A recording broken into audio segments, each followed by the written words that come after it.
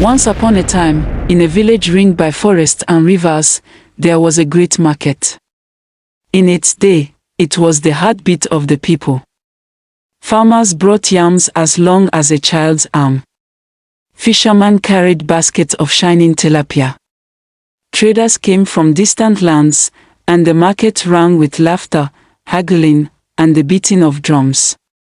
But one year, a quarrel broke out. Two chiefs fought over who owned the land beneath the stalls. Anger rose, and blood was shed right in the market square. It was said that the ground drank innocent blood that day.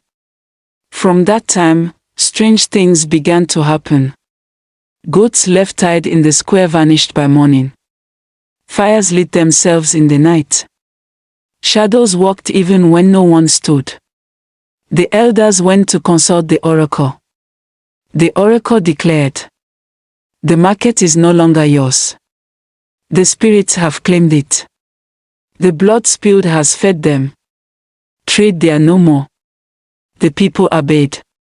The market was abandoned. By day, silence ruled. By night, a different kind of trading began. They called it Ikmio, the market of spirits. The villagers passed down warnings. Never cross the market after midnight. Never answer a call from the shadows. Never taste their food or collect their money, for it will chain your soul.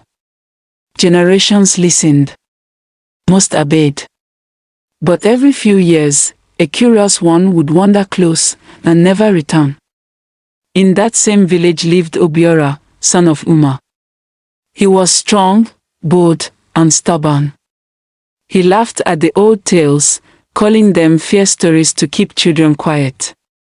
Spirits, he would scoff. Have you seen one with your eyes? I will go and come back. The elders shook their heads. His mother warned him. His grandmother begged him. But pride was a fire in his chest. One night, after drinking palm wine with friends at a moonlit gathering, Obiora chose the forbidden path. His friends cried out, "Obiora, don't pass that road. Take the long way." But he laughed, waving his calabash. "I will prove to you all that the night market is just empty ground." And so he went. At first, the path was quiet. Only the whisper of trees and the chirp of crickets. But as Obiora stepped deeper into the square, the air changed. It grew colder. The moon slipped behind a cloud. Then came the sound. Dum, dum dum, dum. Drums. Faint at first, then louder, beating like a heart. One by one, lanterns flickered to life on the old stalls. Shadows stretched, twisting and growing until they took the shape of men and women. The market came alive. A woman in white wrappers arranged peppers that glistened red as blood. A tall man displayed cloths finer than silk, colors shifting like fire. Children ran with baskets of mangoes, their laughter thin and sharp. The air filled with voices, haggling, singing, chanting. But when Obiora looked into their faces, his blood turned cold, their eyes glowed like burning coal. Some had no mouths. Others smiled too wide, with teeth sharper than knives. One spirit woman beckoned him.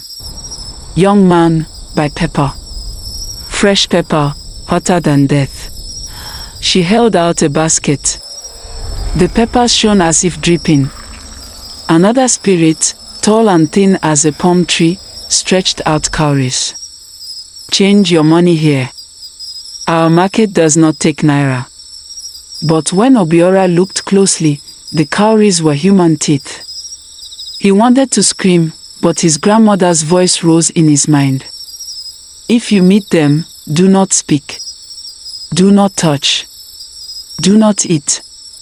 So he kept his head down, whispering prayers in his heart. But the spirits did not like to be ignored.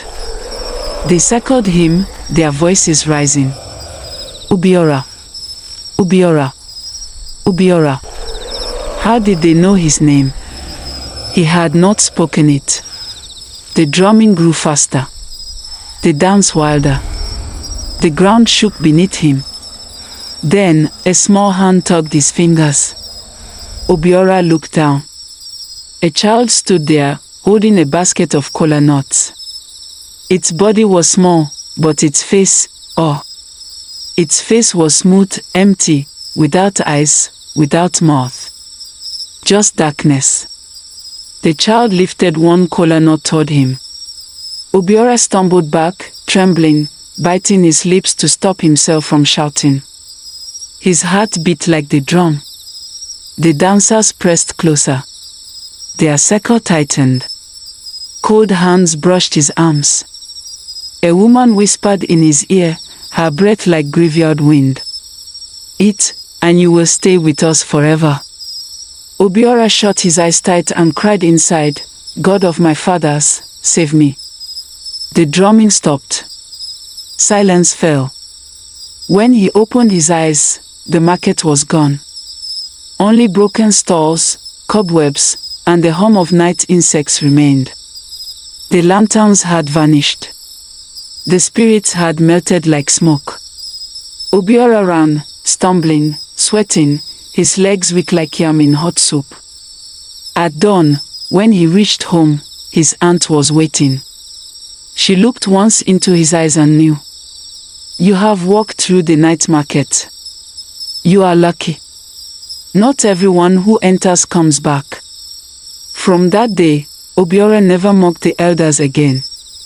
He became the loudest voice warning children at night. Respect the old ways. Some markets are not for the living. Moral of the story. The elders say, pride walks where humility refuses to tread.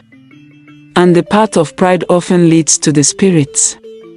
Not all that glitters in the night belongs to man.